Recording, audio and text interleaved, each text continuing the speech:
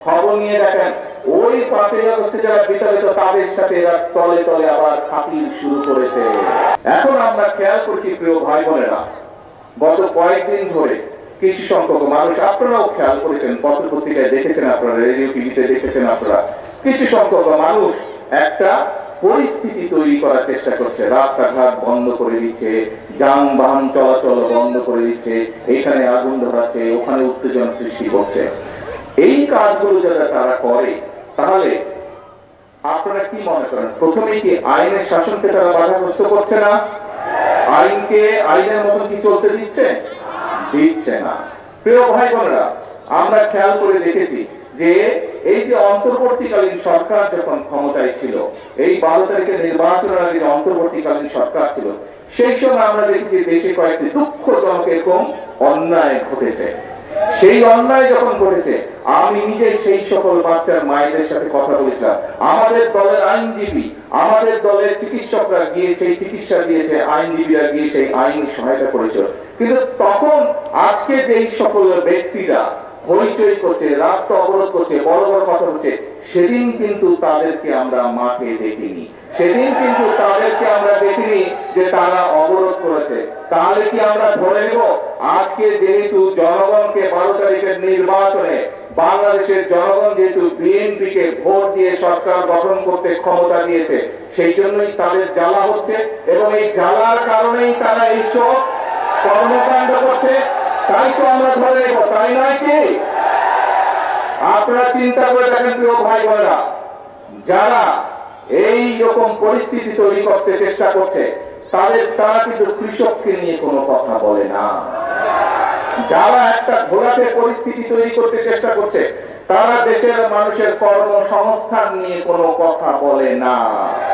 যারা এই ধরনের পরিস্থিতি তৈরি করার চেষ্টা করছে, রাস্তাঘাট বন্ধ করে দিয়ে অবরোধ করার চেষ্টা করছে, তারা কিন্তু কৃষকের খাল কাটার কথা বলে না, তারা কৃষক কার্ডের কথা বলে না।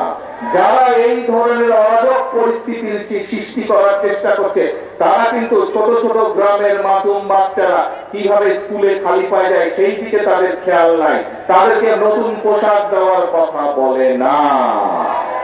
প্রিয় ভাই বোনেরা, আজকে যারা দেশের এইরকম পরিস্থিতি তৈরি করতে চায়, তাদের ব্যাপারে আপনাদেরকে সতর্ক থাকতে হবে, কারণ তারা অরাজক পরিস্থিতি সৃষ্টি করতে চাইছে।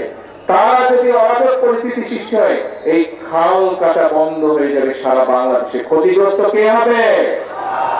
তারা যদি অরাজক পরিস্থিতি সৃষ্টি করে, তাহলে ফ্যামিলি কার্ডের যে বিতরণ, সেই বিতরণ বন্ধ হয়ে যাবে। ক্ষতিগ্রস্ত কে হবে?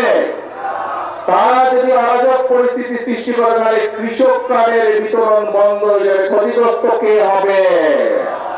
তারা যদি অরাজক পরিস্থিতি সৃষ্টি করে, তাহলে ইমাম সাহেবদের, মুয়াজ্জিন সাহেবদের, খতিব সাহেবদের, অন্যান্য ধর্মের যে ধর্মগুরু আছেন, তাদের সম্মানী দেওয়া বন্ধ হয়ে যাবে। ক্ষতিগ্রস্ত কে হবে? প্রিয় ভাই বোনেরা, তারা যদি অরাজক পরিস্থিতি সৃষ্টি করে রাস্তাঘাট বন্ধ করে, তাহলে গ্রামের বাচ্চাদেরকে যে আমরা নতুন স্কুল ড্রেস দিতে চাইছি, গ্রামের বাচ্চাদেরকে যে স্কুল ব্যাগ দিতে চাইছি, সেই প্রক্রিয়া বন্ধ হয়ে যাবে। ক্ষতিগ্রস্ত কে হবে? গ্রামের বাচ্চারা হবে। প্রত্যেকটি ক্ষেত্রে তাদের সেই অরাজক পরিস্থিতির কারণে ক্ষতিগ্রস্ত হবে গ্রামে বসবাসকারী খেটে খাওয়া মানুষ। প্রিয় ভাই বোনেরা, সেই জন্যই আজকে আমাদেরকে সতর্ক হতে হবে।